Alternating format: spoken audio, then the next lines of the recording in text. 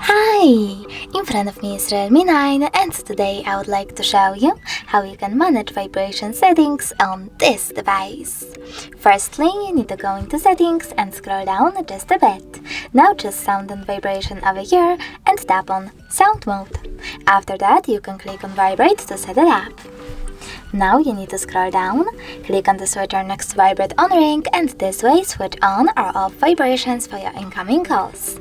Then choose haptics and tones and tap on the switcher next to system haptics feature. This way you can enable or disable haptic feedback, full touches, swipes and more. Thanks so much for watching. If you enjoyed this video, leave a like, comment and definitely subscribe. Bye!